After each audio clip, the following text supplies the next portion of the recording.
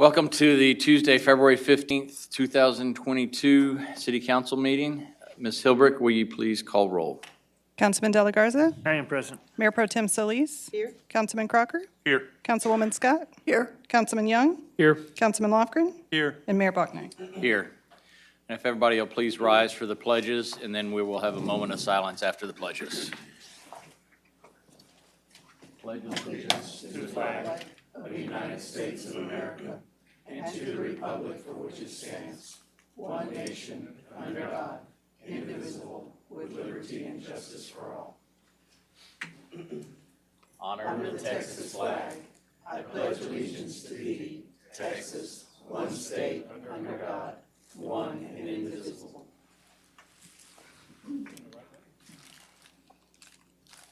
Yes.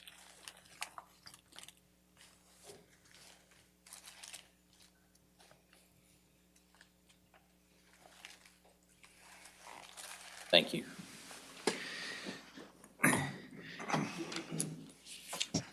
Mr. Garza, do you have any announcements and/or reminders? Good afternoon, Mayor and council members. Just really quickly, a reminder for you and the public that this upcoming Monday is President's Day, and that is now a city holiday, so all non-emergency offices will be closed. And of course, everything else, like trash pickup, will resume as normal. Okay. And recognitions? None for tonight. None for tonight. All right, items from council. I Anybody? have a request. On the next meeting, I'd like time set aside so we could discuss the tax rate and its various, property tax rate and its various components, M&O and debt specifically. I would appreciate that. I have a question. Do you prefer to do that in this setting, or do you prefer to do it at our workshop? We were envisioning having that conversation at our workshop, but we can have it here in this setting if you prefer. Well, I prefer to have it in this setting because I hope it continues. I don't think one discussion will, one short discussion will answer everybody's questions or give them time to think about it. Okay. I think it needs to be thought about, and then Sure. everybody can revisit it again, because your first thoughts may not be the best thoughts. Okay. Well, we can, at the next regular meeting, put some information out there and then immediately follow back up at their workshop with a larger, broader discussion. That sounds great. When's the workshop? That is March 10th? 11th. Okay, Thank you. thank you. And you're thinking, what, 5-10 minute discussion, Mr. Lofgren? Yeah, no longer than 10 minutes. Okay. All right. Anybody else? No? All right. We'll close items from council and go to citizens' communication. I have three who've signed up to speak. We'll start with Mr. Vonderau. Good evening. Good evening, council, mayor, mayor pro tem, and executive secretary. I just wanted to thank the Tim Tebow Foundation for putting on the special needs junior senior prom last Friday, and it was a success. The Riverside Church provided free tuxedos, and local barbers cut everyone's hair for free. I just wanted to appreciate it. And we've been having a lot of suspicious stuff in our area. Like, for instance, on 2004 East North Street, there's a car that's jacked up with 4 jack stands and 3 tires are missing. And I don't know if they had 3 flat tires, or if that's a code enforcement issue or a homicide issue or a burglary. I don't know, but it's still there. And that's where the police go to give traffic tickets, during the school zone and stuff. And I wish someone could check into it. Code enforcement did put a citation on it. And also, we have some illegal dumping. There's a Arms of Hope bin, but they don't put stuff that people can use. They just dump trash. And I was hoping someone could catch them and put them in jail or write them a ticket. They dumped a lazy boy, and then the manager had to throw it in his dumpster, and then the next day they throw another lazy boy. These are stuff that can't be used. They are illegal. They're not helping anyone from the community, but they are getting the manager at Family Dollar in trouble with the code enforcement, and they just had to pay a bunch of fines, and they're dumping it. I wish they could put that Arms of Hope somewhere else, and that number they have, it's not a good number. And they also have mattresses and beer bottles and beer cans at 2103 Lone Tree, and people are drinking beer and stuff. And I wish someone could clean it up. Someone said there's someone living there and stuff, and I just wish they would pick up the beer bottles and all that stuff. It's nasty mattresses, it smells, and it seems like there's Keep Victoria Beautiful, but there's others that have the reverse psychology, Keep Victoria Ugly, and they got out of their way not to make it pretty or anything, and no one seems to care about all this except me. And I only notice it because my car went out and my washer went out at the same time. I had to do laundry, and someone says, there's someone living by that dumpster, and I hope no one's living inside it. I'd hate to see them drug off to the landfill or something, but I do wish someone could take care of it. And code enforcement, right when they cite someone and they pay the fines, the next day it starts all over again. But thanks and have a good day. Appreciate it. Thank you. Mrs. Ann Rikers. It's good to see you. Good to see you. Good evening. Fluoridation. Every competent adult has the right to refuse unwanted medical treatment. And so Victoria residents should have the right to opt out of water fluoridation without loss of access to affordable water. Until Victoria can solve this problem, think about reducing the water portion of the bill by water bottle receipts per month. Studies show that tap water fluoride levels that exceed 0.3 milligrams per liter cause 30% more hypothyroidism. Victoria exceeds that at 1 milligram. Studies show pregnant women that drank fluoridated water of 0.42 milligrams per liter have children with lower IQs. Victoria exceeds that at 1 milligram. Fluoride is in toothpaste, mouthwash, bottled drinks, processed food, grapes, raisins, wine, and unfluoridated water. Save the city money. Nobody needs more fluoride. We need less fluoride. Broadband.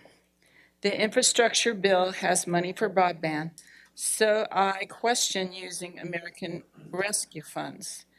Homes have cheap internet through competitive phone services. Updating broadband for business sectors and public buildings helps retain and grow property tax. Solar energy. Solar investment on city buildings is forward-thinking. Committing new city buildings to be solar-ready shows leadership. Solar complements natural gas power plants by reducing the high demand during daylight. This allows current electric plants to serve more customers and to lower demand charges. Solar is good for business and makes electric vehicles more practical. As Victoria adds tourism and industry, electric vehicles will reduce the added pollution. Solar makes Victoria self-sufficient.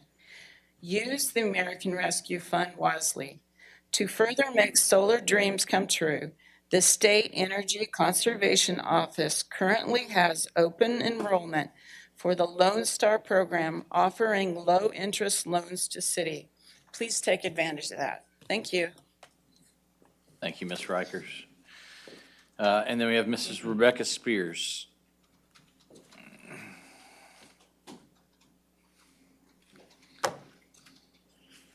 Good evening. My name is Rebecca Spears, and currently I have an application on file with you to be a member of the Planning Commission.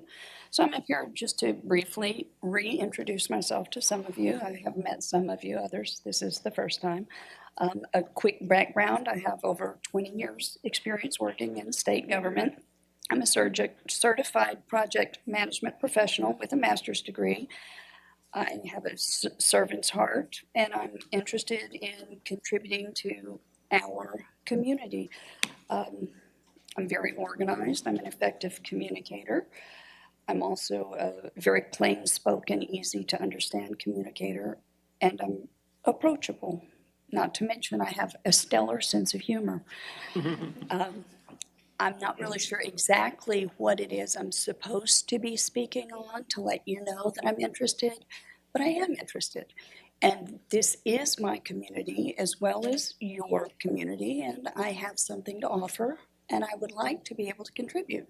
So having said that, I can see that I'm well into my, I still have ample time left, but I don't have anything else to say. I just want you to carefully consider my application for the Planning Commission. Thank you. Thank you. All right, that's all we had for citizens' communication this evening. We'll go into items with public hearings.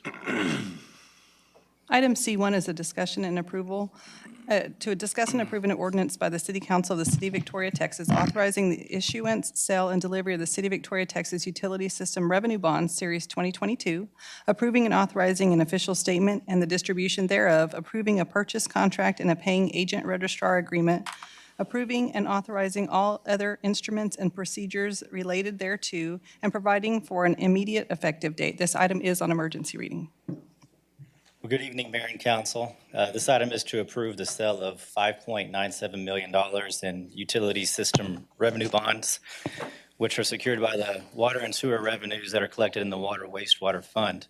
The projects that we're funding with these bonds are the Main Street sanitary sewer line replacement and the Bon Air Utility Street Reconstruction Design, College Park Utility Street Reconstruction Design, and the Tanglewood Utility Street Reconstruction Design. Remember, back in November, we approved a reimbursement resolution on each of these, or on the bonds, to use proceeds to reimburse any cost incurred on these projects, which are all under contract. We wanted to get those under contract in order to keep them on the scheduled timeline. So first, the proceeds will be used to reimburse those costs, and then any future costs incurred on those projects. As has been discussed during the budget and CIP process, our annual debt service in the water fund has been declining over the last few years, and will actually continue to decline on an annual basis with the issuance of these bonds, as well as with the planned issuance of revenue bonds in the next fiscal year. As a part of this process, in November 2021, we had a ratings call with Fitch, who actually, they upgraded our utility system revenue bond rating from AA- to AA. They also reaffirmed this recently so that we could attach the rating to this bond issue. We had a ratings call with S&P last month, who reaffirmed their AA- rating on our revenue bonds. As you may know, our bond rating essentially acts as our credit rating and helps reduce the interest rates that we pay on our debt when we issue the bonds. With us tonight is Dusty Traylor, who's our financial advisor from RBC Capital Markets, and I'll turn it over to him to discuss the results of the sale that took place today. Good evening. Thank you, Wesley. Again, for the record, Dusty Traylor, Managing Director with RBC Capital Markets. It's our honor and privilege to serve the City of Victoria as financial advisor. As Wesley indicated, we were in the market today with the sale of the city's utility system revenue bonds. And so I would like to just report on the results of the sale and the process. One of the things that Wesley talked a little bit about is the ratings process, but this bond issuance process is not just simply the ratings agency process. Your administrative team and the folks that work for the city do an excellent job of representing you when it comes to the bond issuance.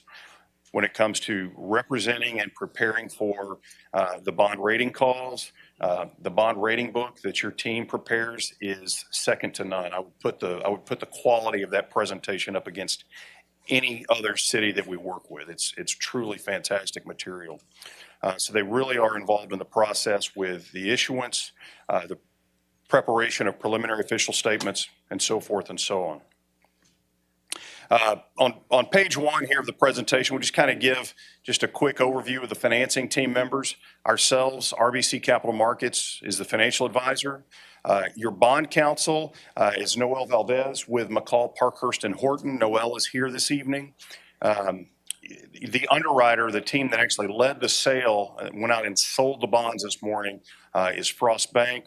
Their counsel is Oric, Harrington, and Sutcliffe, and then the paying agent, the folks that you'll make your semi-annual debt payments to, is Wilmington Trust.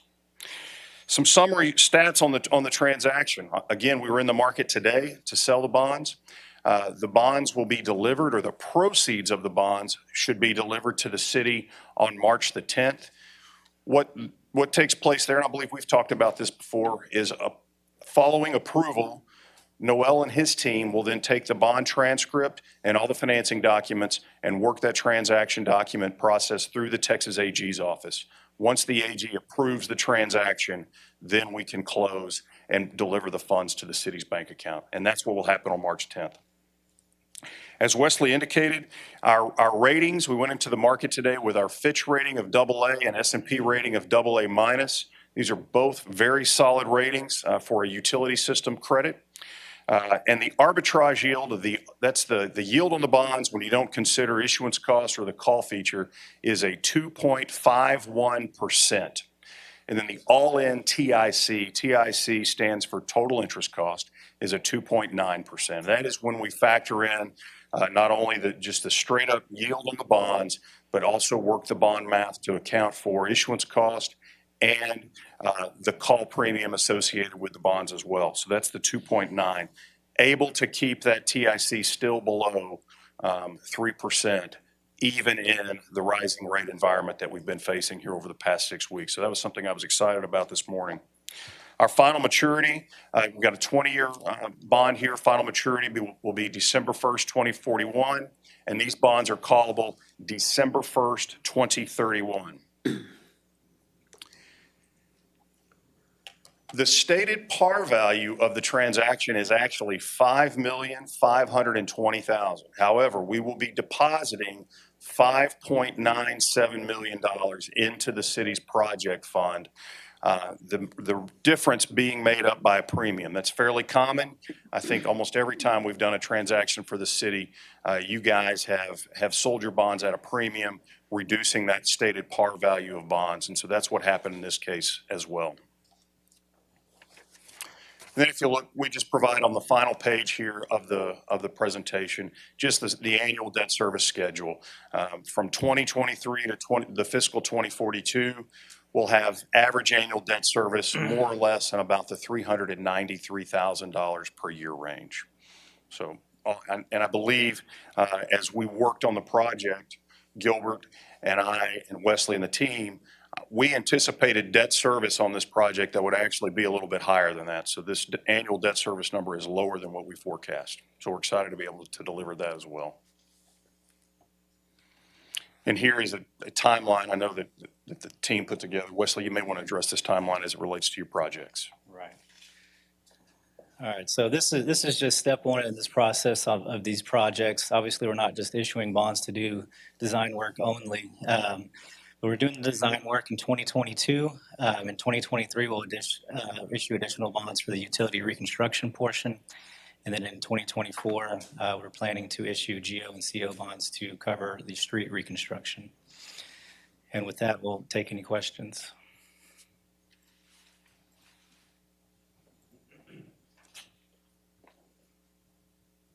No questions? Great. Thank you. Thank you, Mr. Traylor. Thank you all very much. All right, at this time, I will open it up for a public hearing. Anybody wish to speak to this item may step to the podium. Seeing no one get up, we'll close the public hearing and entertain any motions. So moved. Second. Got a motion and a second to approve item C1. Is there any further discussion? All those in favor say aye. Aye. Those opposed, same sign. Motion carries. Ms. Hilberg, will you please present the consent agenda? Item D1 is the adoption of the minutes of the February 1st, 2022 regular meeting. Item D2 is a resolution for the annual approval of the investment policy and list of qualified brokers. And item D3 is a resolution appointing presiding judges and alternate judges for the May 7, 2022 joint general and special elections. I will read it in Spanish. Nombrar a los jueces titulares y suplentes para la elección general y especial conjunta del 7 de mayo del 2022. Thank you. De nada. Need a motion? That's it. So moved. Second. A motion and a second. All those in favor? Aye. Those opposed, same sign. All right, item carries. E1. Item E1 is a resolution awarding the Fire Station Number 1 renovation project to Logger Construction Incorporated of Victoria, Texas, for the total cost of $2,657,320.34. Good evening, Mayor, members of council. We're excited to get this project back in front of you for the official approval. We've been working on this for many years. Tonight, we have with us also Mr. Dreyer with BRW Architects and Mr. Kruger with Logger Construction. If you have any questions, please feel free to stop me. It'll be a very quick presentation. Just kind of a real quick summary of the project. Station 1 is the anchor for public safety operations for the south side of Victoria. As you can see by the map, it covers a very densely populated large area of the city, including our downtown area. The station was built in 1981 and still maintains its original roof, which has caused us problems all the way back to Claudette, I believe. But it was not designed for hurricane wind force rating. So every time we have a tropical storm come in, we have to evacuate this station, and that kind of leaves this south side of town vacant for emergency response coverage. It also wasn't designed for a diverse workforce or as many firefighters as we have housed in it today. So the plan, our renovation plan, includes redesigning the living space to make sure that it's in line with modern fire station design and function, hardening the structure to sustain those 135-mile-an-hour tropical storm force winds, and then outfitting it with a fully functioning emergency generator that powers the whole building, not just certain pieces. This is just a real quick example of design, and this is really the bulk of the project, is redesigning the interior space of the station. And BRW did a great job with this. You know, as you can see it along the bottom of that picture is the individual sleeping quarters, which that is not the case today. There's one shower for all the firefighters in there to use. This project adds at least 2 more full bathrooms to the project. We're also proud to include a small conference room, which we use a lot for nonprofit organizations and other agencies in the community ask for that kind of meeting space. So we have that in this building as well. We're able to maintain that. And this building also is designed to grow as we need to its max capacity of firefighters, allowing, you know, for additional bathrooms to be built and additional bedrooms to be built as well as we grow and add more staff to this facility. And in my opinion, this project really allows the station to be used for another 40 years. And so we're getting, you know, a new station, if you will, from this project. Like I said, we're proud to announce Logger was the winning proposal with their base bid amount of $3.2 million. We built into the proposal some deducts, if you will, some alternatives that they could deduct from the project. And one of the main deducts we decided to do is the warehouse facility that we talked about in other proposals and presentations. We also deleted the bay exhaust system, was something that wasn't required. It was nice to have. And then there were other options that Logger provided that we were able to accept that also reduced the cost to a final contract amount of $2.6 million. Chief, if we're looking at that slide, okay, number 3 is going to be deleted, that green one? Say that. Yes, ma'am. Okay, that that green space is where the warehouse was going to be. Uh-huh. And that's what we're removing out of the project. Okay, and then number 1, is it just a part of that gray area or? Number 1, that whole kind of grayish, bluish area is the whole entire station. Right. And that is what you're really looking at right there is the roof of the station, and that is being totally replaced. Okay. And the whole station is being renovated. To the left of the one, that's the apparatus bay, and there's not as much renovation occurring in there as there is the rest of the station. Okay. And we do intend at some point to obviously come back and fulfill the vision of the warehouse building, because Okay. that's a big project that even helps us, eliminate some of the storage requirements that had been originally proposed in the larger public safety headquarter facility. Okay. And so we still intend to come back at a later date to try and address that. But as you'll see in the next slide, there was funding considerations that caused us to reduce the Is that project where you scope. were thinking about putting the storage stuff from airline? Or were you Correct. Okay, Yes, Correct. ma'am. okay. Yeah, we'll eventually have to get back to that project. As Mr. Garza said, it's a key role in that public safety headquarters of allowing us to relocate a lot of our storage equipment and other things to that property. Okay. As Mr. Garza mentioned, the project funding is made up of a few different sources. In the aim or the very details of the different city funds that make up that $2.1 million, and then a total of $500,000 from the Victoria Sales Tax Development Corporation.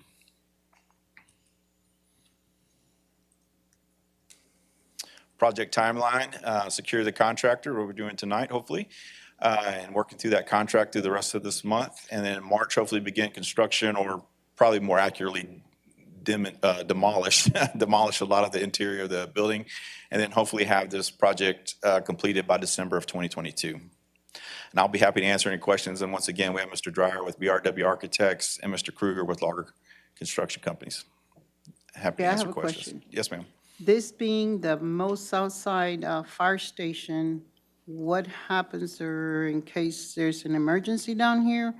Are we covered? Are we not? Where is number one going to go to? Great question. It's the first time I'm I've assuming you asked mean that. temporarily? Yes, because that's what, at least 9 months. Yeah, 9 months to a year, yes, ma'am. So our plan is, we are relocating to the old city warehouse, which is in the south side of Victoria, is off of North Street, or Pine Street, just okay. behind, off of North Street. So we'll still be in the area. It worked out great for us. We're going to relocate our emergency response crews there. We'll have a temporary housing unit there, and we'll respond. So no delay in response to the district, south side of So you're town. going to the old purchasing building? Yes, ma'am, correct. Okay. And are you confident on that December date with all the long lead stuff we have? The original project said 9 months, and I put in the aim at least 12 months, because a lot of lead time, yes, sir. Yeah, I think we'll be a little bit longer. Probably so. And we're a little off the schedule too, just making sure we got all the contracts and proposals right, and we did a lot of work trying to get the costs down. So it took us a little while to get it to council, but yeah, I think we'll see at least a 12-month project on this. Well, thank y'all for working through it and getting through the VE items. It's never fun to have to take stuff out. Yep. Yeah, great work by Kruger, Mr. Kruger and Lager Contractors and BRW did great work going through those VE deductions. Great. Thank you. Thank you. I will move for approval of item E1. Second. Okay, we have a motion and a second. Is there any further discussion? All those in favor say aye. Aye. Those opposed, same sign. Thank you. Item E2. Item E2 is a resolution appointing a member to the Planning Commission.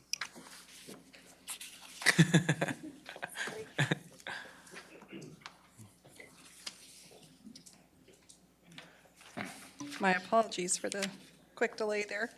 But tonight, we're here to consider a resolution that would appoint one new member to the Planning Commission. The position became vacant due to the resignation of Adam Daughtry, and it's an unexpired term that will end in August of 2024. So the Planning Commission does have 9 members, and they serve 3-year staggered terms. So this is a list of the current members of that commission.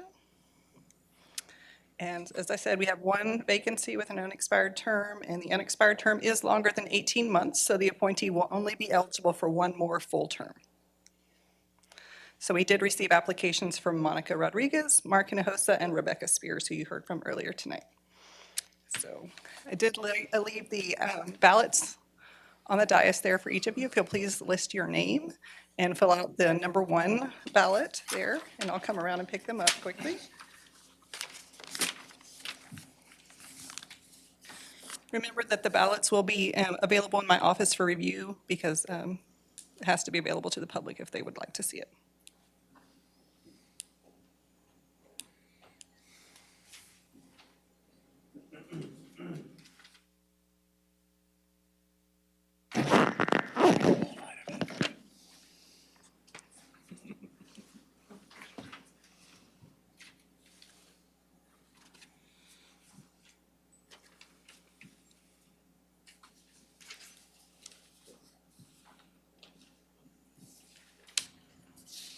I guess it's a good thing that I made 2 ballots because we do have a tie. So Ms. Spears received 3 votes, Ms. Rodriguez received 3 votes, and Mr. Hinojosa received 1. So if you'll please vote again just between Ms. Spears and Ms. Rodriguez.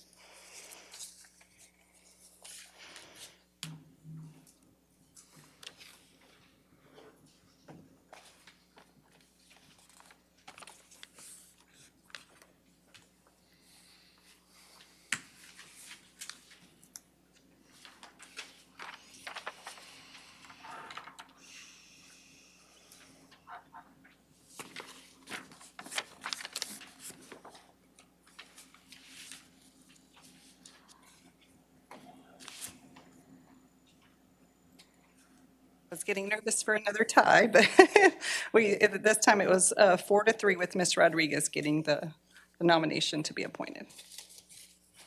I want to thank everybody that did apply. Please apply for something else that comes up if you weren't appointed to this one.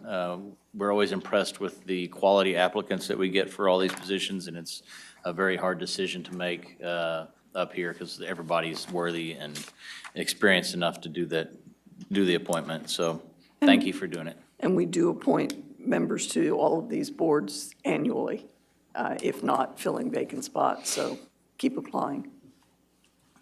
All right, we're going to pull item E3 and, Do we need to We will need vote to vote. on E2? oh, I'm sorry. I thought you said. Thank you. Vote on the other one, yeah. I move that we appoint Monica Rodriguez to the Planning Commission. Second. All right, got a motion and a second. All those in favor? Aye.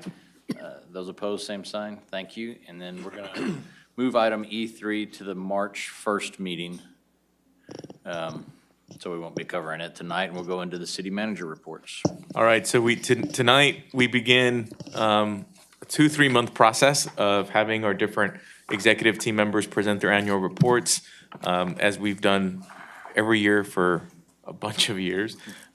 This is really a great time for it because it really helps set the foundation going into the summer and going into the budget process. It's a good refresher for all of us, especially, of course, our newer council member. This is a great opportunity for you as well. Tonight, we're tackling the 3 departments that we consider public safety. So that would be police, fire, and municipal court. And I will turn it over to Chief Arredondo to kick it off. Mayor, council, thank you for this opportunity to present our annual report today. So when it comes to crime stats, 2020 was an anomaly.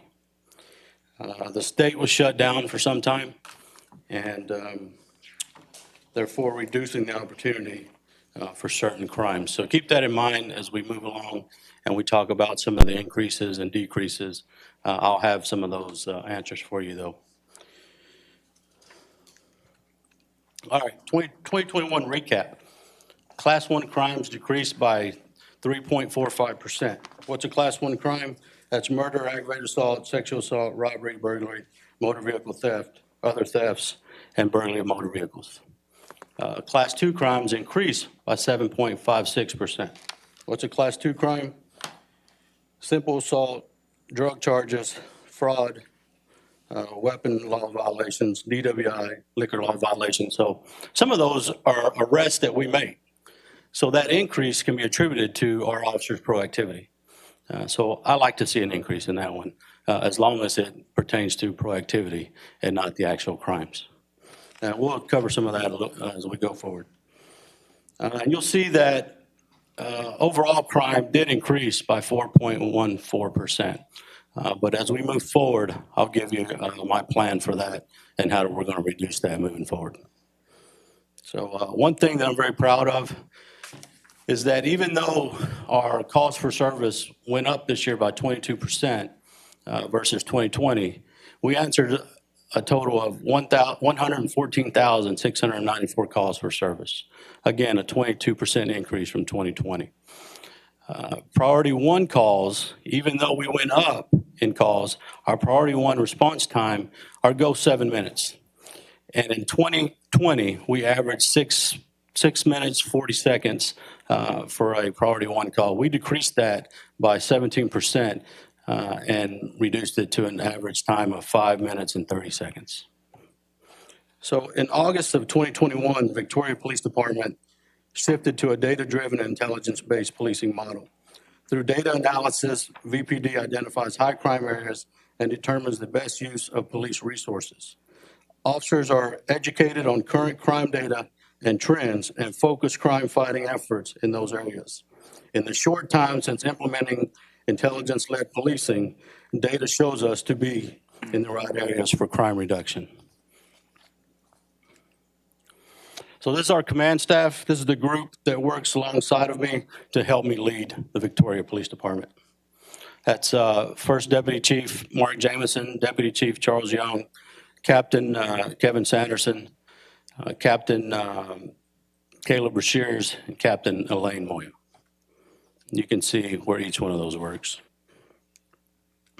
So if we look at Class 1 crimes, again, look at the left graph. There you'll see that Class 1 crimes did indeed decrease by 3.45%.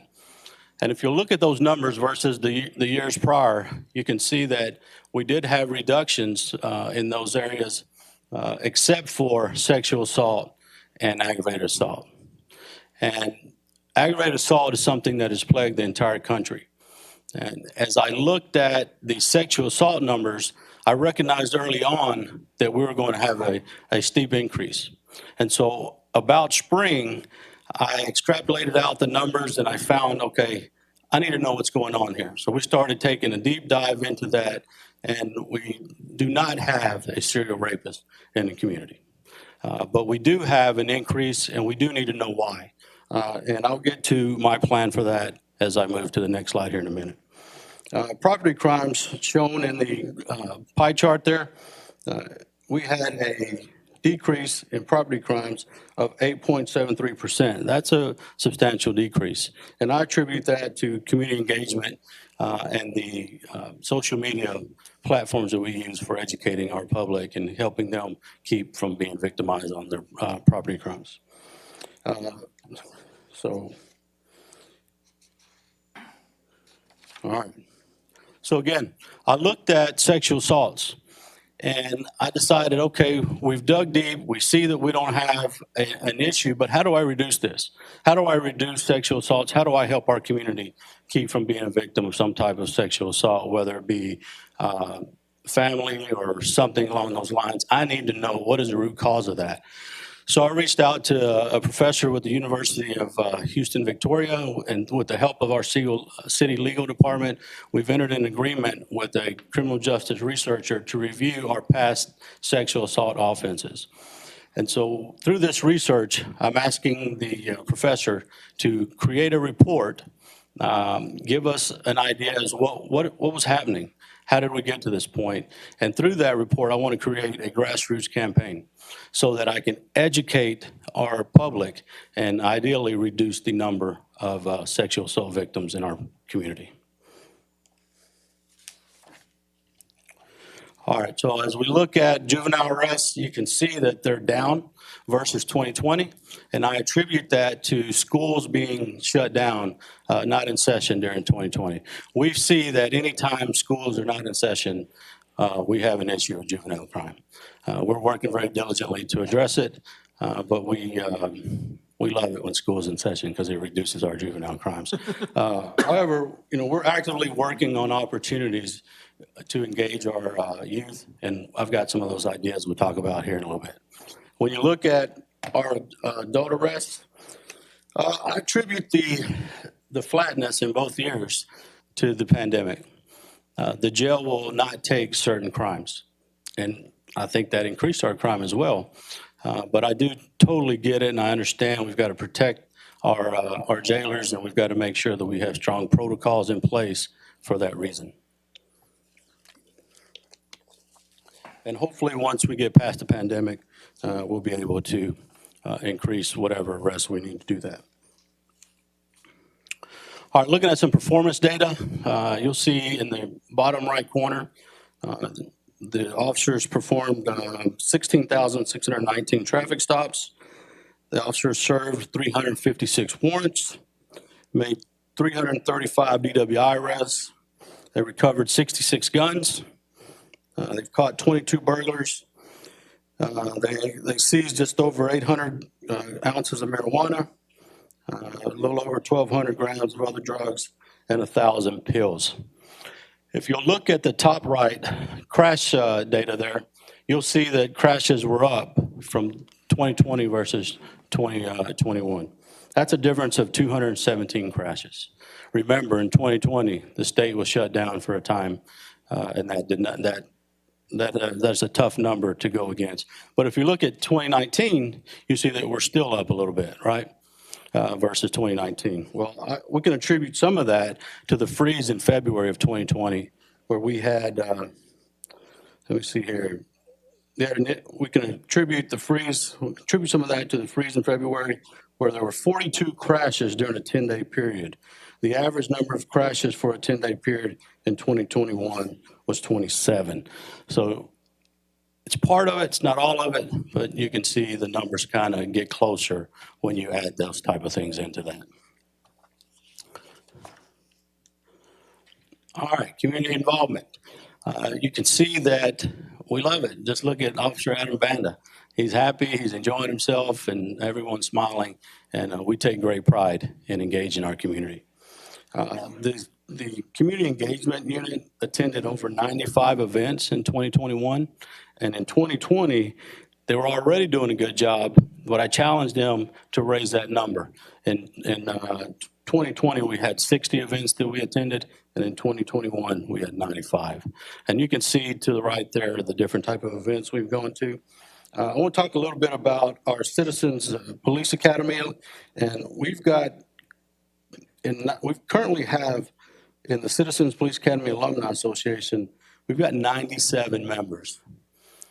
And that is just outstanding. And we hope to increase that, but we also hope to increase their volunteerism as we increase our different types of events, things we can find we need help with at the station and stuff like that. I mean, just different ways of engaging them and taking advantage of their willingness to help. The youth camp, in 2019, we had 43 kids. That was the first year. That's outstanding. In 2020, we had to cancel it due to COVID. In 2021, we were ready to go again, and we signed up 26 kids. And then the Delta variant came, and we had to cancel it again. So we're looking forward, hopefully, to getting past the pandemic and start engaging our youth like that again.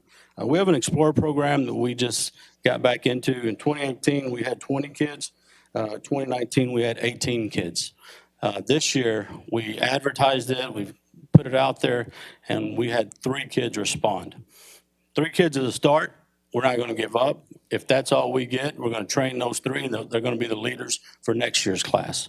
But we're looking at homeschool networks, we're looking at private schools, and we're trying to get that information out so that we can grow that and engage all levels of our youth.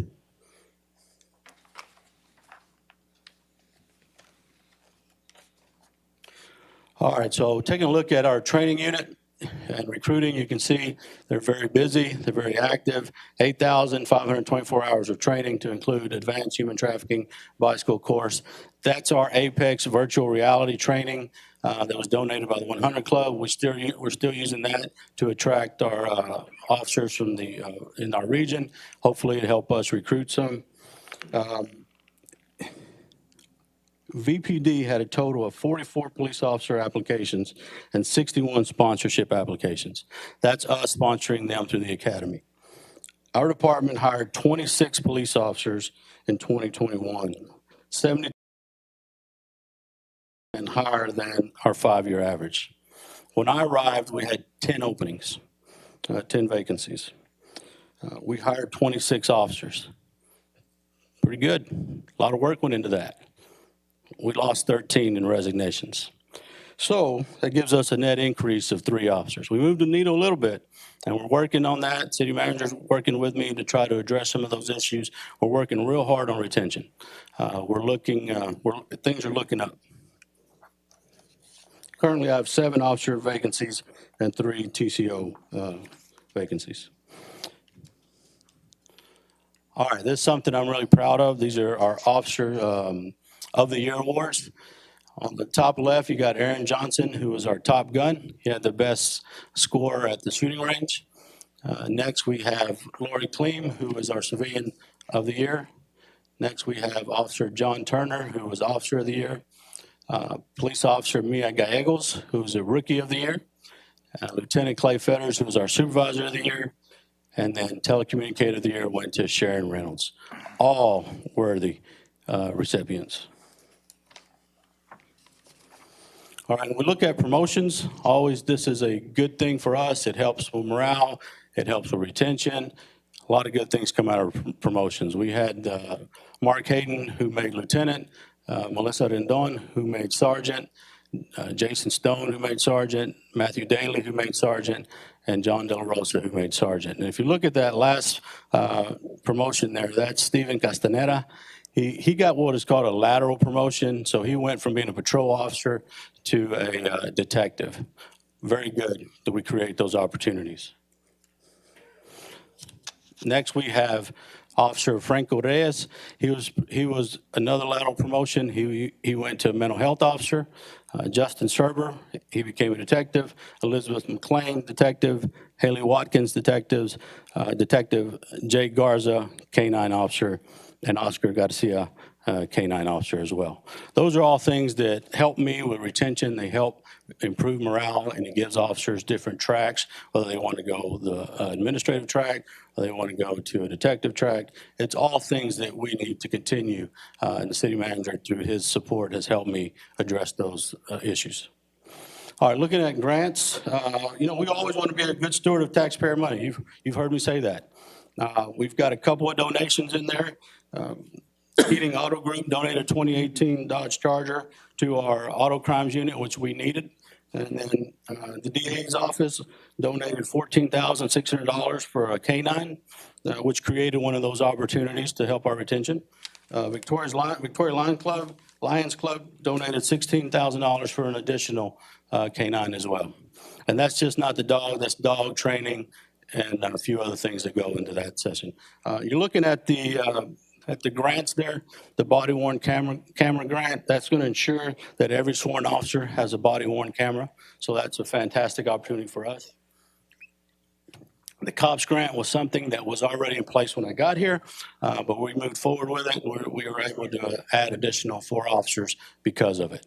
The JAG grant is a recurring grant that we apply for every year, and we were able to get tasers for officers that don't have tasers. Motor vehicle crimes grant, that's a grant of $148,840 that helps us with 2 detectives that do nothing but fight auto crimes, and that's very what needed. Our COVID grant, $61,568. We use that for PPE and other things to help us from contracting COVID. What an outstanding opportunity to us to keep us safe. Our latest grant was the Lone Star Operation Grant. We applied for this, got $136,000 awarded, so to help us with technology, license plate readers. We're going to use that to help us throughout the city on the highways and try to deter crime. I'll go into that a little bit in the future, here in a little bit. Our TxDOT STEP grant's a recurring grant. You guys are familiar with that. All good opportunities. So technology, real important. I want you to take a look to the right there. On the slide, you see the Houston Highway Tag. We're going to talk about that in a minute. We're using technology to gather intelligence as a force multiplier. LPRs are used to help deter human trafficking, prevent the illegal transportation of drugs and other contraband into our city, and obviously deter criminal activity in general. A little over 50% of our crime, we determine we're in 2 large areas in our entire city. And we created what are called tags, targeted action area grids. And there's our second tag, the North Navarro tag. I just explained that's a targeted action area grid. We dug down deeper. We didn't just say, okay, we got this big area to look at. We used our data to tell us, how do we get to calls faster, and how do we reduce this crime? Let's dig down into the tag and see, are there certain areas that there's more crime at? And that's a tract, TRACT. The tract is the city of Victoria is broken down into numerous tracts that are based on residents residing in a particular area. Sorry if I'm talking fast. I'm trying to get through this. A hot tract is what I'm calling it, and tract 233. This is an area of 0.22 square miles.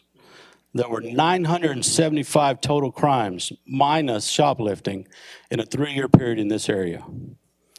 And you can see down below how it's broken down, 445 Part 1 crimes in this area. And you can see from there how small that is and how important it is to be in that location. Hot tract 222. This is an area of 0.11 square miles. We had 794 total crimes in a 3-year period. There were 180 Part 1 crimes, and they're broken down below, and you can see that. Hot tract 500. Kind of a weird looking hot tract, but that's a half-mile tract there, and we had 443 total crimes in the 3-year period in that area, and that's 169 Part 1 crimes broken down below.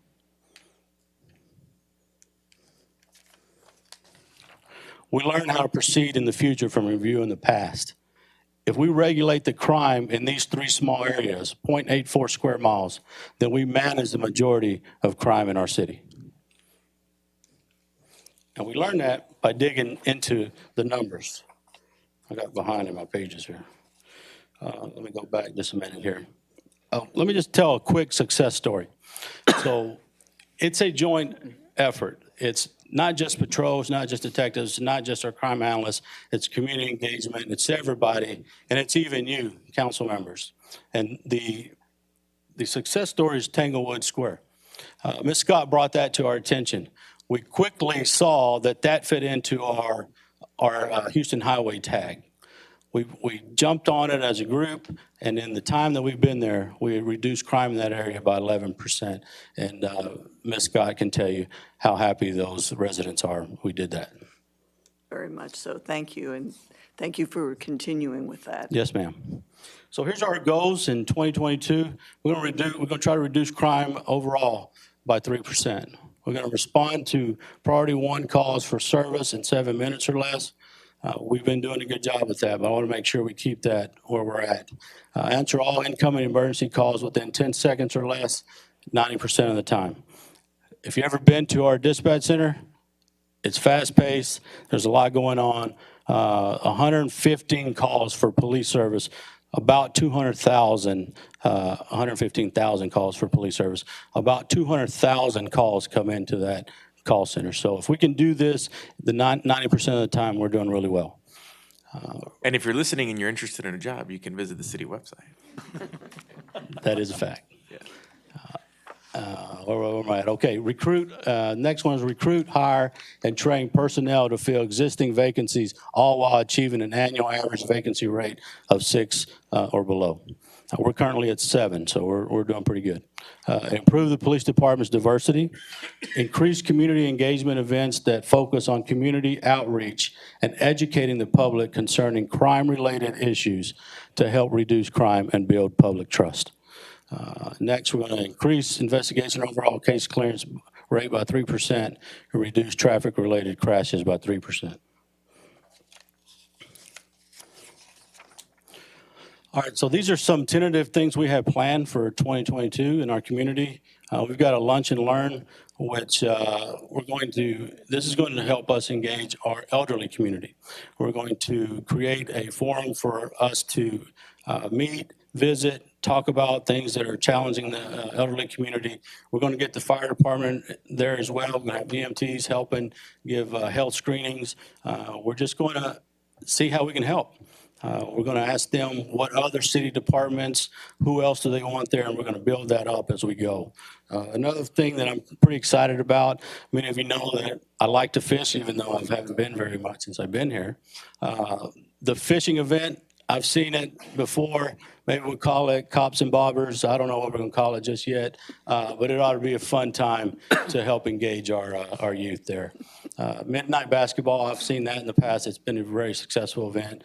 A shredding event is where we're going to have somebody who will willing to step up and sponsor a shredding truck, and then we let the community know that there's an opportunity to, if you have a box or two, we have to limit how much, but it's an opportunity. If you have some old files you want shredded, you come get in line, we shred them for you, destroy them. You don't have to worry about a thing because they're shredded by a company here locally or that comes to Victoria. But I'm looking forward to doing that sometime in August. I thought you were going to help out the Parks and Environmental Department and go shred some weedy lots or something. We might can do that. I'd like to say just thank you to Victoria, to the city of Victoria for the support. Council, thank you. City manager, thank you.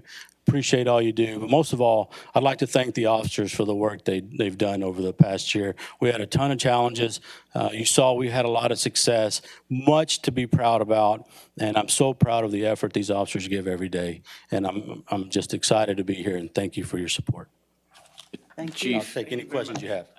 I want to tell you, I know from all of us, I'm sure everyone's going to echo what I'm going to say, is that we appreciate you and the team you've put together and the way that you lead the department. It shows. We know the challenges you face. And to do it all in such a terrible police environment throughout the nation and still make it, you're very graceful in your job here, and we're very proud to have you as our chief. Well, thank you. I'm thank proud you to for be the here. good job. I appreciate each one of you very much. Thank you. And thank you for choosing Victoria. Thank you, Chief. It's very evident that crime reduction is a big part of who our chief is, and I think that's huge because that's something that our community has been needing to focus more on, and so we're excited about some of the ideas that he's bringing forward to help us achieve that through the data-driven approaches that he's bringing. But with that, I'm going to call up another crime fighter, Chief Fox, to talk to you about the crimes that he's fighting.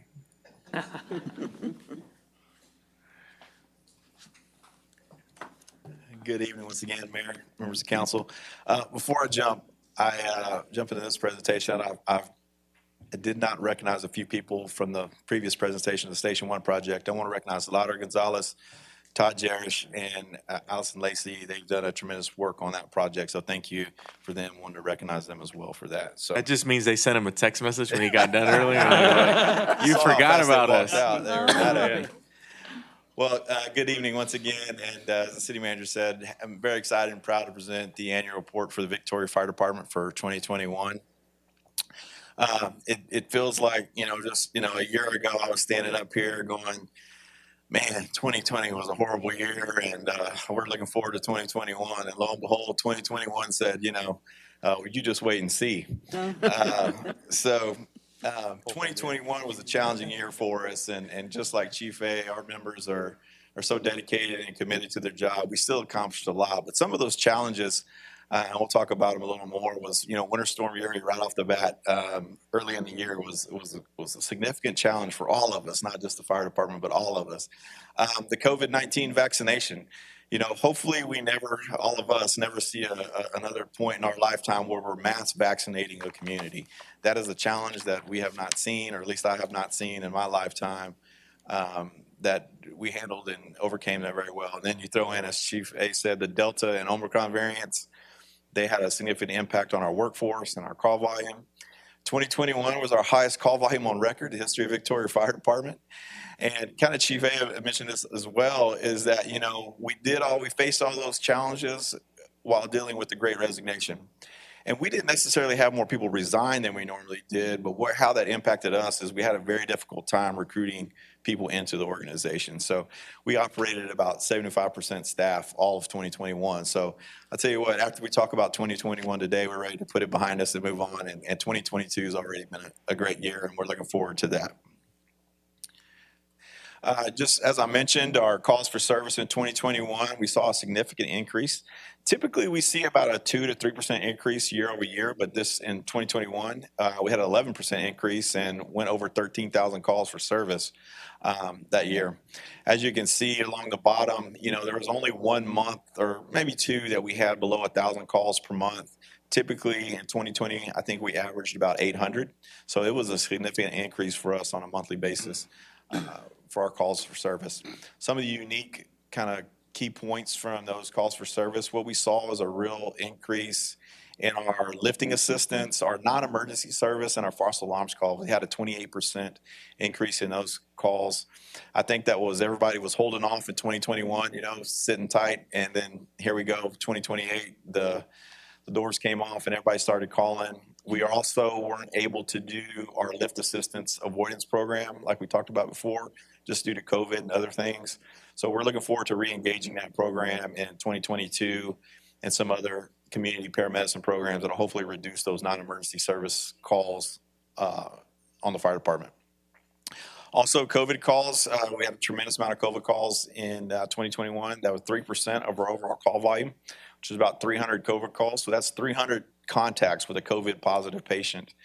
And the unique thing about that is we only transported about 80% of those, which is better than transporting 90% of them, which we did in 2020, because what that did is that reduced the demand on the ERs in the hospital, and we took a lot of pressure off the hospitals by implementing a program where we'd go out, check on a COVID patient, and say, hey, you're okay, your vital signs are okay, you just need to call your physician and get prescribed your medications, and therefore you don't need to go to the ER. So that was one of our efforts to reduce that burden on the hospital and also reduce the burden on us because we staffed just a single person unit that would go to these COVID calls and assess and determine if they really needed an ambulance or not. So it was just an efficiency strategy for us as well.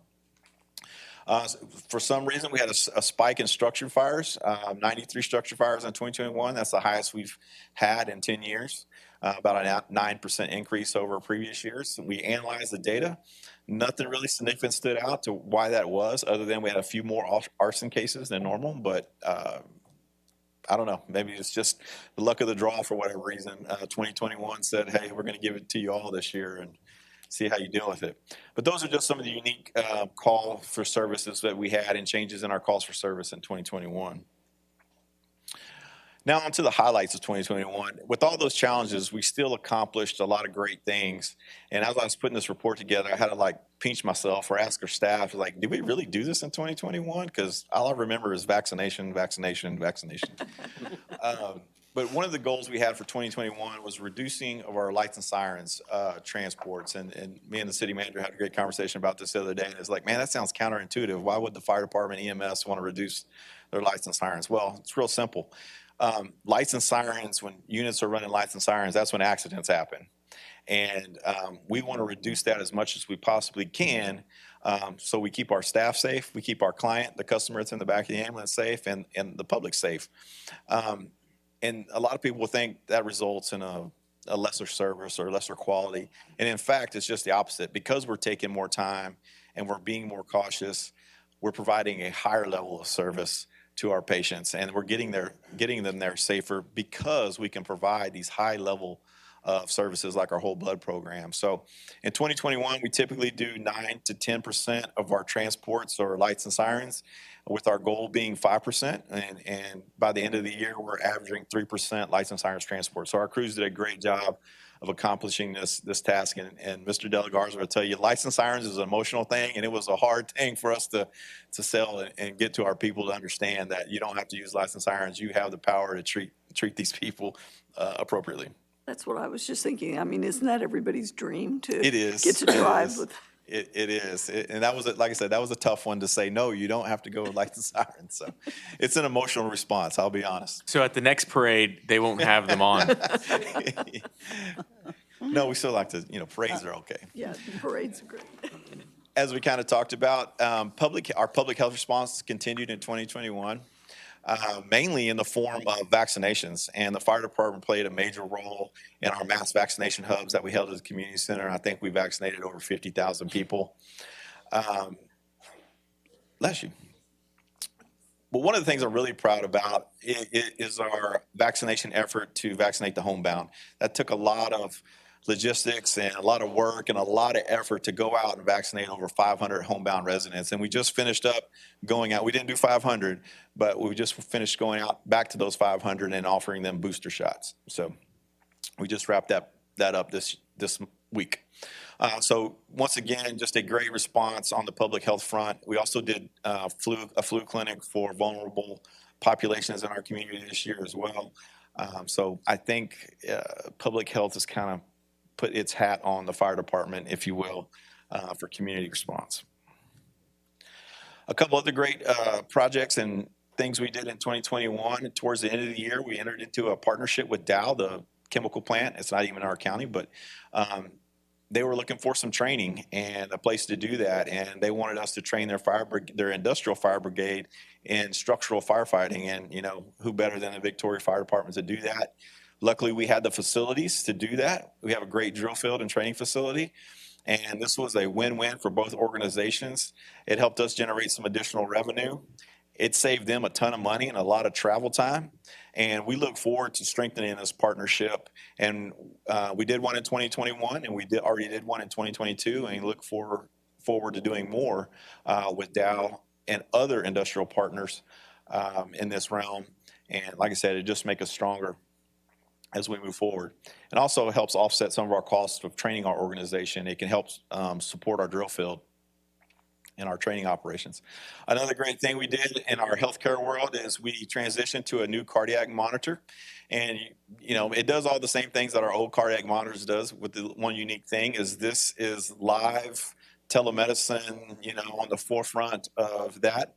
So these devices allowed us to communicate with a doctor, and they see all the patient's vitals and all kinds of things live, you know, so it's a live streaming of these patients. It's like what you would see on the space shuttle, if you will. Everything's being transmitted to the doctor, and they can see this, including video, pictures, and things like that. And that helps us and allows us to treat on scene and not have to burden the ER with, you know, additional patients sitting in the ER, sitting in the waiting room. We can treat on scene with this device and truly perform telemedicine, and this is going to be the wave of the future. That's got to be our tagline. Victoria EMS, the SpaceX of paramedics. Yeah, exactly. In 2021, we got to kick off our Citizen Responder Program, which is a retooling of our Citizens Fire Academy. And really what we wanted to do is focus on preparing citizens on how to respond to common emergencies. So we're able to train our Citizen Responder group on things like hands-only CPR, how to use a tourniquet, how to control major bleeding, how to use a fire extinguisher appropriately, EpiPen assist. And we also did, luckily we don't have a huge issue of it here, but Narcan, which is a opioid reversal agent. Somebody's experienced an opioid overdose. We showed them how to use, typically they have a reversal agent device on them. I know our PD officers carry it, not because they use it or need it, but so they can use it. But anyway, we train them in all those life-saving techniques, and that's how we really feel we're going to get our community at a great place, is when we can educate as many people on how to do those simple life-saving things, and just really saves lives. And they also got to have a great fun day of using the jaws of life, rappelling off our drill tower, putting out a fire, doing all kinds of fun firefighter things. And we're really excited about getting this program kicked back off. Our fire marshal's office also did a great job in 2021 implementing our Fire Safe 2025 program, which the goal of that is to reduce fire-related injuries and deaths due to a lack of smoke detectors. And our goal is to ensure that, you know, every home in Victoria has a working smoke detector in it by 2025. And we were struggling with, how do we make this happen? How do we get out and do this? Well, thanks to Daryl Lisak, Christy Euchre, Mike Etienne, the neighborhood cleanup programs were a perfect platform for this program. And the first one, the Southside cleanup, we did over 100 smoke detectors in one day in that neighborhood. This year in the Parkwood subdivision neighborhood cleanup, we did over 40 smoke alarms in that effort. And we did also another 80 in individual installs throughout the year. So The neighborhood cleanups is a great partner. And you will be present at the Silver City one coming up Exactly. on We are. March We've already 5th. scheduled it and planned it, and we're looking to do at least 2, if not more, a year. So just a fantastic opportunity to marry those 2 programs together and achieve a common goal. Fire Marshal's Office also did an outstanding job with inspections in 2021. They did well over 2,600 commercial inspections, and this is really kind of on the forefront of keeping our public safe and keeping our businesses safe and ensuring that they're up to code and compliance. Other accomplishments, as I mentioned, Winter Storm Uri was kind of a unique thing. Something that caught us off guard, we got this weird request of, hey, the dialysis clinics can't operate. Who would have thought that dialysis clinics require a lot of public water? And our members rose to the occasion and figured out how to craft a improvised water supply system and kept 2 dialysis clinics going. And no doubtly, I think, saved hundreds of lives by keeping those 2 clinics operational and never had a stop in service. We've implemented our EMS body-worn camera fully. We've done several pilots over the past couple of years, but in 2021, we had all EMS units with the EMS body-worn camera, and that really has helped us with, one, create transparency for our clients and our customers and the public. It also helps us, I think, is going to be our greatest strength with that, is quality assurance. You know, we can go back and look at calls and really learn from a first-person point of view of what happened on this call and how we learn and grow and get better from it. It also is great for complaints. You know, our folks know that they're on video and, you know, they're always on their best behavior. And when somebody comes in and complains, we can quickly go to the tape and say, hey, let's look at this. You know, you're either right or you're wrong. And it helps us resolve complaints and things of that nature very quickly. And lastly, you know, 2021 was the 20th anniversary of 9/11, and we all know how special that day is to everybody. So we pulled that off, had a great ceremony with all the other first responder agencies in the area. So, and not even to mention, I didn't even put in the presentation, but, you know, we had our 150th anniversary in 2021 as well, and that's in your actual hard copy. But we had 2 big celebrations in 2021 that we pulled off in the middle of a global pandemic. Some of our annual performance data. You look in the middle, those are our times, and those are consistent with previous years, nothing outstanding there. But what I want to really point out is some outcome data and where things really matter, where it means life is saved. And that is our STEMI, which is another word for heart attack, first medical contact. So when our EMS folks get there to the time that heart artery is opened up and gets blood back to the heart, was 77 minutes. And the national standard or goal is 90 minutes.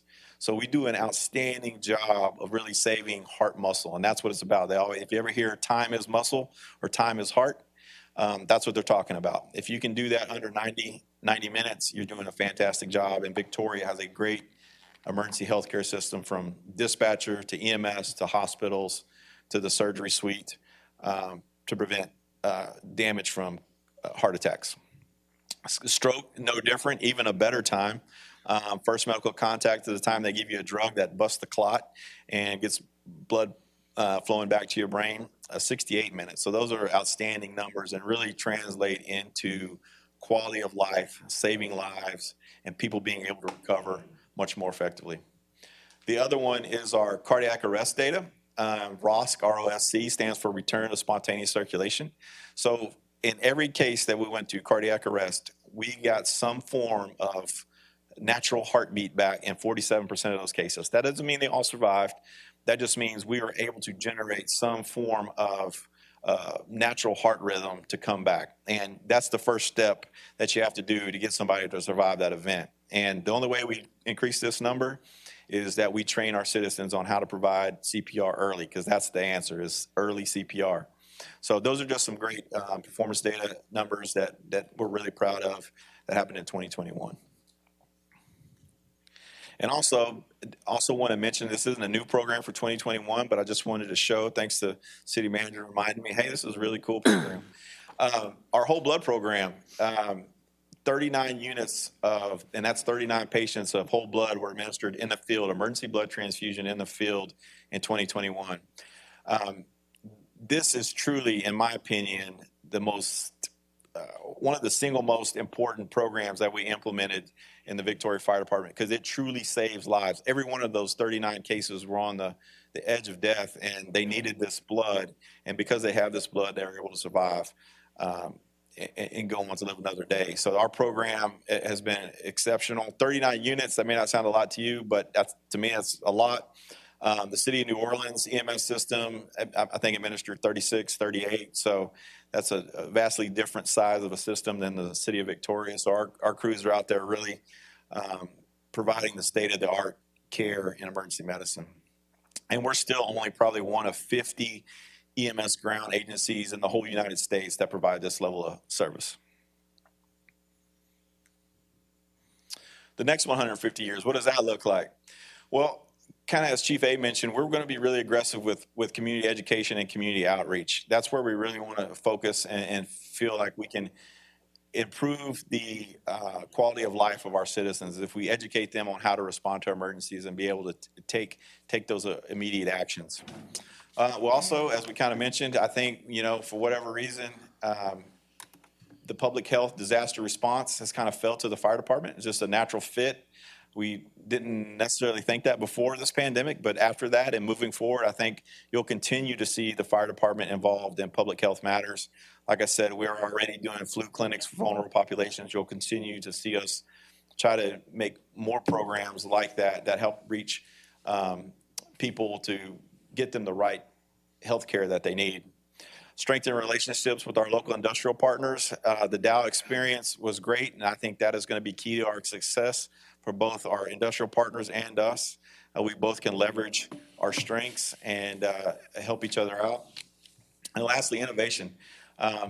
We pride ourselves on innovation in the fire department, and that is just going to help us springboard into the next generation of healthcare, which is telemedicine, which is not having to take everybody to the hospital, treating in place, and doing things of that nature. So we are poised for those key functions in the next several years, and I'm sure there'll be more things to come.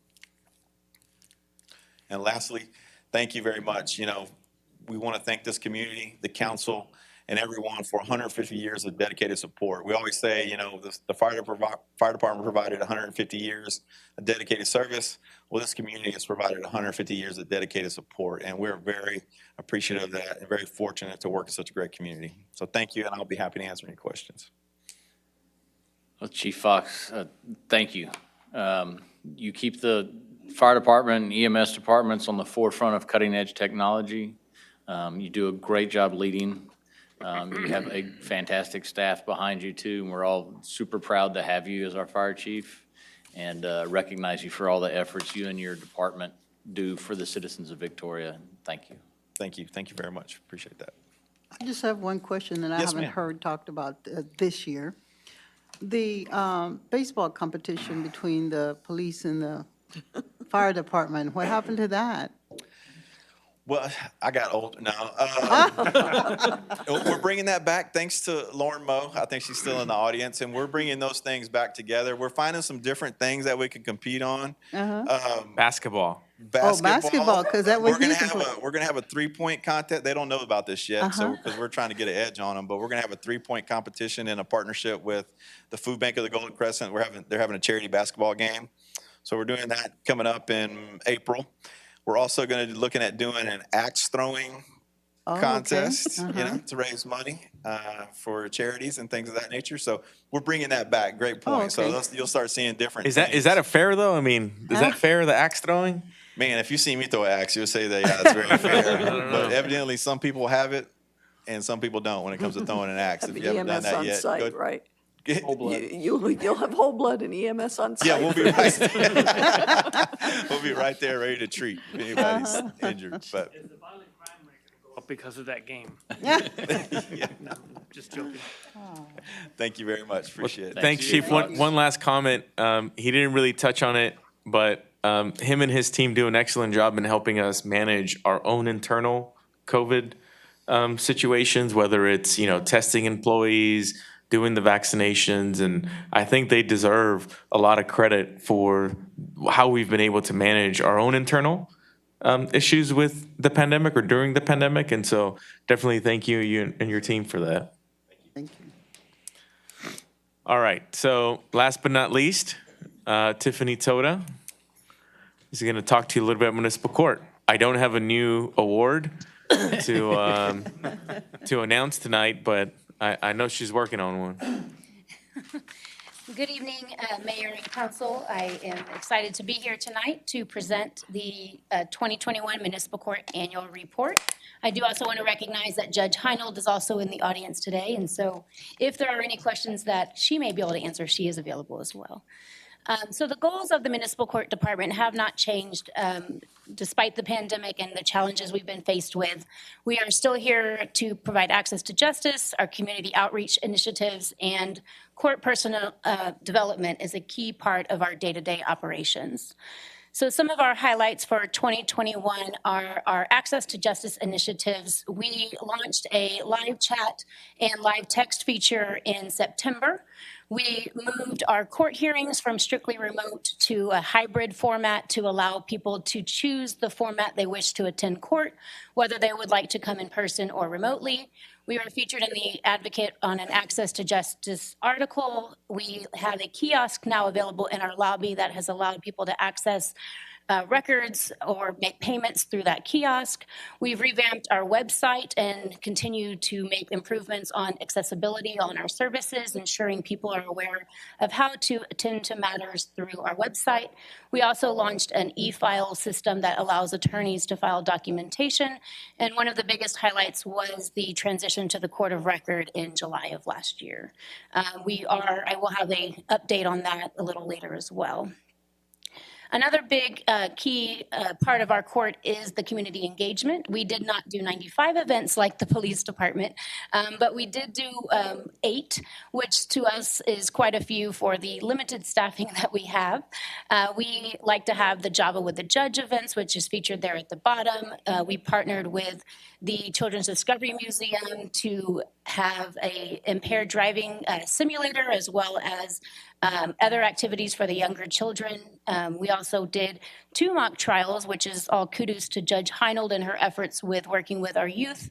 We partnered with both Trinity Episcopal School and Nazareth Academy 8th grade students to host those during the months of November and December. And then we also partnered with a few others at the National Night Out event with the police department, and also attended the 150th anniversary with the fire department. We did receive 2 awards as a court. We received the Traffic Safety Award, which is featured there on the left, and on the right is the Tyler Technologies Award for usage of our court's software system. Some of our key metrics here are highlighted. We have spent an average of 9 hours per week in court or processing court documentation at the conclusion of court.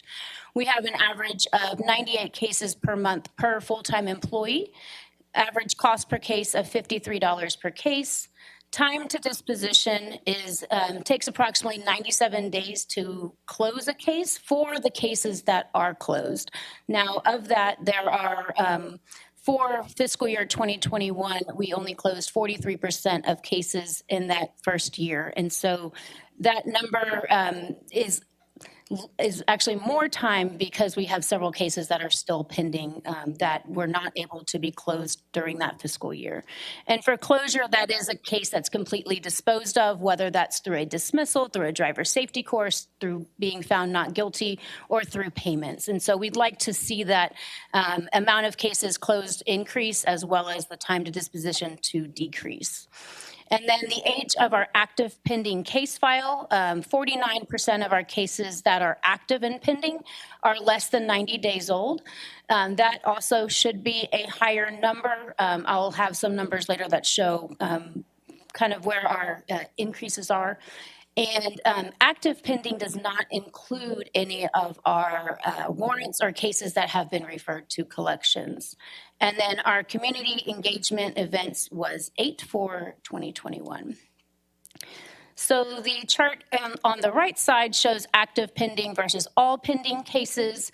And so cases that are over 180 days old, the red bar on the right, the largest one you see there, that includes all cases older than 180 days old, which would include things such as warrants and collections. There are approximately 17,000 pending cases that are not considered to be active. And so from left to right, we have less than 30 all the way up to 180. And so the ones that are active pending are those that are actively moving through our system. So that's things on a payment plan, a driving safety course, they may be set for a court date. So that's what would be defined as active pending cases. And then the chart on the left is our filed versus disposed. We closed less cases in 2021 than we did in 2020. That was a decrease from the prior year. And our case filing over 2020 to 2021 did increase. So we are seeing that tick back up, but not quite where we were prior to the pandemic.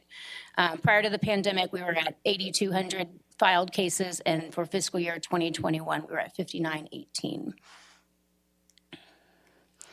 This is the caseload distribution, which is really where do our cases come from. The pie chart there on the left shows about 78% of our cases are specifically traffic-related violations. Then we have 13% state law, things such as theft, public intoxication would fall under that category, 7% city ordinance, and then 2% parking traffic violations. And then all of our other case filing types, so again, where our cases come from, citations increased, investigation cases increased, fire department, code enforcement, and animal control all had an increase.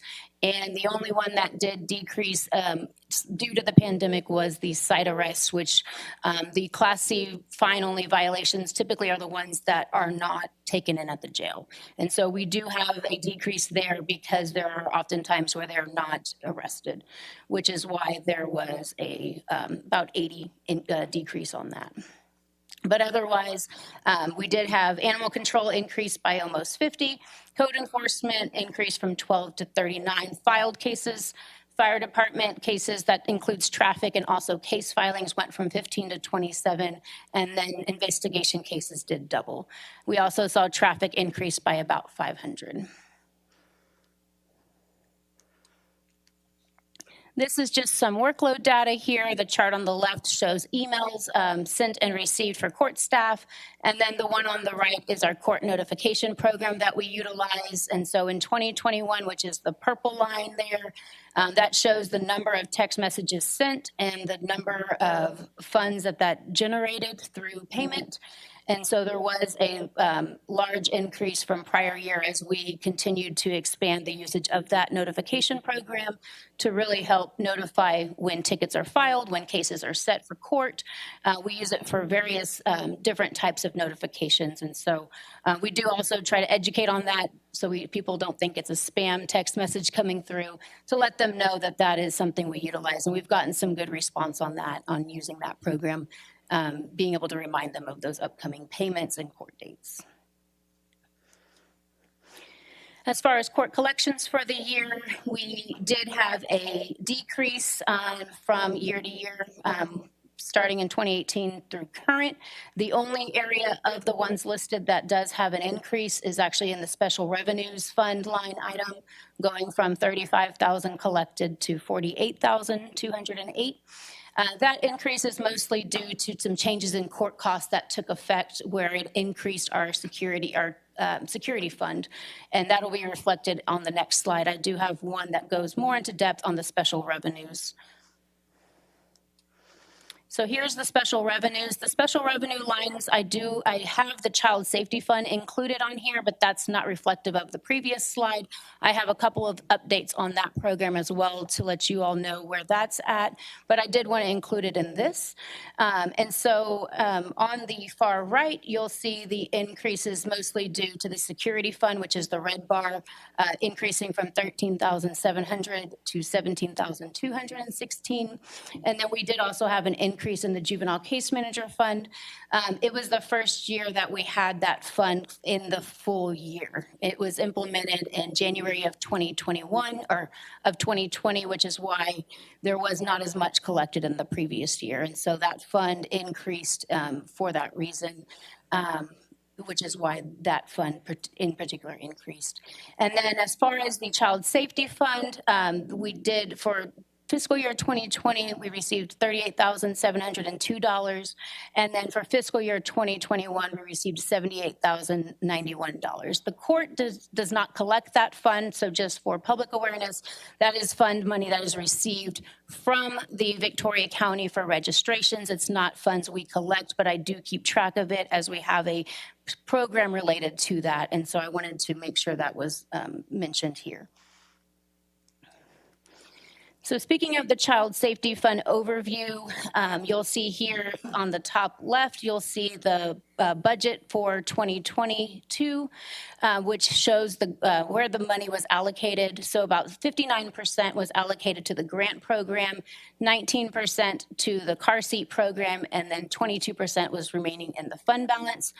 And we based the fund allocations on annual collections, so from January to December as opposed to fiscal year for the purposes of the program itself. So that's why you'll see these numbers slightly different from the previous slide because fiscal year was used in the previous slide. So in 2020, from January to December of 2020, the city received $51,167.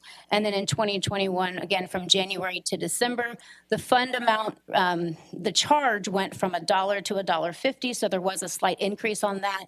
And then also vehicle registrations became mandatory for renewal in April of last year, which is why there's also another significant increase on the receiving of those funds. And so $84,463 is the amount received for all of last year.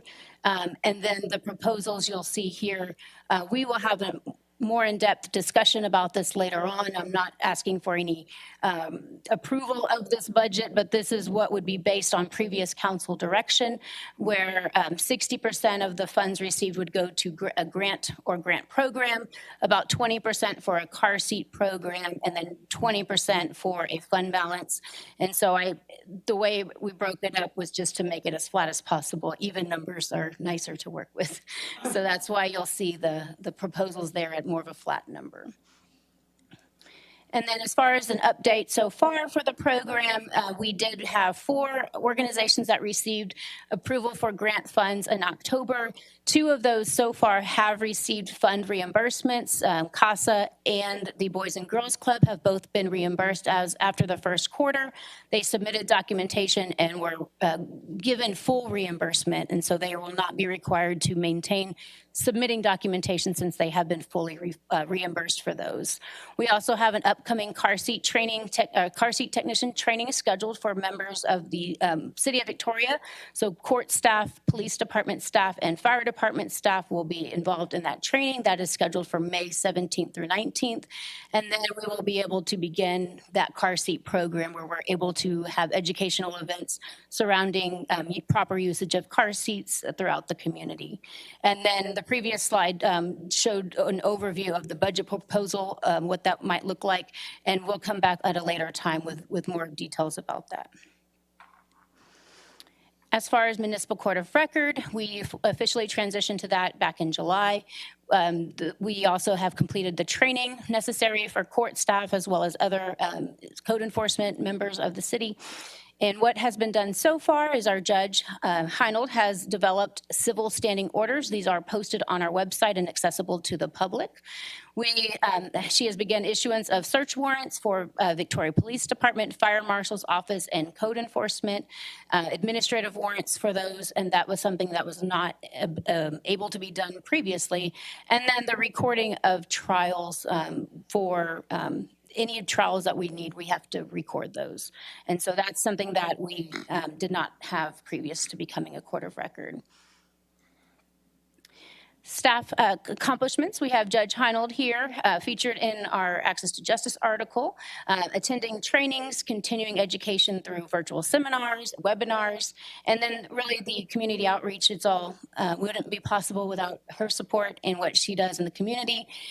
Mock trial may just be a one-day event, but for her, it's a month to 2 month long process. She's working with the youth a couple times per week throughout preparing for the trial and helping them really understand that. She also brings in members of the police department to come in and help help with the education part of that. And so that helps to help educate the youth and really ensure that we are engaged in our community. And then the partnership with the Children's Discovery Museum, we have a form available online where members of the public can submit. They can contact us to request us to come out and see them, and that's how we were able to then partner with the Children's Discovery Museum. And July of last year, we partnered with them on Scientific Saturday to educate the youth there. For our staff accomplishments, we normally have 5 full-time employees, but I do currently have a vacancy I'm working on filling, so you will see 4 listed here. A few of these I have been in front of you before, so I won't go into all of them here. But the one that I've not yet come before you on is I was accepted into the 2022-2023 Institute for Court Management Fellows Program. I will be starting that later this month, so I'm excited about that. That is about a 1.5-year long program that I'll be going through. Our court operations supervisor, Maria, had completed classes towards her certified court manager designation, supervisory training offered through SGR, really worked with streamlining processes with our assistant city attorney, Ruby, who began in November of 2020, and so was really able to work with her throughout that process and change some things that we'd done since we didn't have somebody here. We had a contract attorney previous to that. And then completing webinar training opportunities and continuing education. Elizabeth Montez did achieve her level 2 certified court clerk certification, completed regional trainings, webinar opportunities, and transitioned her role from a court clerk more to a juvenile case manager and docket coordinator as we expand on what we're doing with the court. And then David Baker, he achieved his level 1 certification, attended new clerk seminar. He actually did both of those at the same time, and then completed virtual trainings throughout the year. And so all of our members are now certified in levels. We have level 1, Maria and Elizabeth are both level 2, working towards level 3, and then I also have those certifications as well. So educational development is definitely one of our favorite things to do as we continue expanding our knowledge. Looking forward, we'll be implementing outreach dockets where we go to the community and really try to be available where the people are at. We will be at the trash pickup on March the 5th will be our first opportunity to really get out there outside of your traditional courtroom setting. So we're looking forward to that and continuing to analyze municipal court operations and workload assessment and really ensure that we're being as efficient and effective as possible. In the future, we are looking into cloud hosting. It's not something I'm looking for in this fiscal year, but it's something in the future I plan to explore more on how we could have a hosted environment for our court software. And then reimagining the court website and really making it as accessible as public is one of my main goals into the future as we make things accessible as possible. And then, of course, the public safety facility project, always looking forward to what that might end up looking like. And that's all I have for you tonight, and I'll entertain any questions if you have any. Questions? Well, Tiffany, you always manage to impress me. Thank you for your dedication to the job. You and Judge Heinhold run just a super efficient court. We never have to hear anything about it, which is great news on our part. And we appreciate everything you and your department do for the city of Victoria. Thank you. I have a question. Sure. Could you go back to the court of record slide for a minute? Yes. It's not letting me go back. Hold on.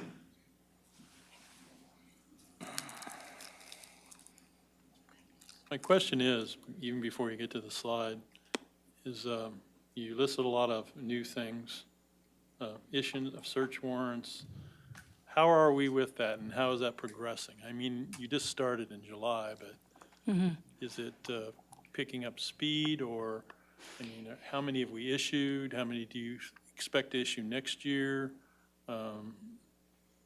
So for the code enforcement, we have issued one recently. That one was issued in January. There was a fire marshal warrant issued at the end of December. And then the police department started issuance in September, and there's about 2 to 3 of those per month. I do anticipate an uptick of those as we all kind of learn our new roles and duties. And so I anticipate that increasing in the future. And that's so for search warrants, that did not begin until after Judge Heinhold and I both received our training, which was in September. And so after that, we slowly started to evaluate the different things we're able to do. Thank you. And thank you for all you do. Thank you. I did have one thing to add. My daughter just came to me last week, and she was very upset. She heard that Nazareth was now doing the mock trials, and she did not get to participate in it. I told her I knew who she could talk to. But thank y'all for doing those mock trials, and kids really like them. You mentioned taking the court to where the people are and mentioned the neighborhood cleanup coming up. So are you gonna, like, somebody can have their couch disposed of and they can pay their speeding ticket at the same time? Is that kind of what you're thinking? And how are they going to know that you're for real and that the money you take from them is going to make it back to the court? So it would be more so, we could, more than likely, payments wouldn't necessarily be processed, but Judge Heinold will be available to help get people set up on maybe future payments, clear warrants. We also have a partnership with the Salvation Army. We'll be starting in April, where we go once a month to either Salvation Army or other community partners, and we go to where the people are at that may not have the ability to come to court, may not, have transportation, may not have internet to connect to our internet Zoom hearings, just to really help people resolve of their matters. It may not always result in a payment. It may result in maybe they were in jail and never came and got jail credit. Maybe they need community service. They might be indigent and then don't have the ability to pay. And so that's really what the purpose for that is. And so I'll be there to have a laptop. We wouldn't be taking payments unless it was a card, because I'm not going to carry a cash bag around with me. But I could set them up. Generally for our open dockets, we'll set them up on a future payment plan where they either turn in hours of community service or make a payment at a future date. That most likely would be what would happen for that. So I hope that helps to clarify. Yes, that's very innovative. Thank you. You're welcome. I do have a question, Tiffany. Okay. Is the city secretary tied to the municipal court my question is for jury duty? For you to send out a jury duty, what do you call it? Summons. No. Or somebody that's died? So we get the list from the voter registrations office is where we usually get our list. We do need to update our list because I think about 2 years ago, we last updated it. So we were going to update it after this year's elections coming up. I can add my portion of that. My office is required by state law by the 7th of every month to report to election officials any deaths that occurred in our county, but may have even been from our county or from outside of our county. So we do send out those abstracts of death. Okay, because my son got a summons, and he's been dead 3 years. Yeah, we will get our list updated. It is slightly outdated, so as we get returns in the mails, we do try to update and remove people from there. Okay, so how do I handle that? Do I just call your office and tell them? We'll get it. I'll look into it and get it taken care of for you. I appreciate it. You're welcome. Thank you. Okay, I guess there are no more questions. No. So She's not taking them. yeah, she just said I'm done. She just walked off. No, that's great. That's great. Thanks, Thank you, Tiffany. Tiffany. That wraps up our city manager reports for the evening. Okay, then that concludes our regular scheduled meeting. We're going to recess for about 10, 12 minutes for executives, and then come back for executive session. So what's that, 6:55? All right.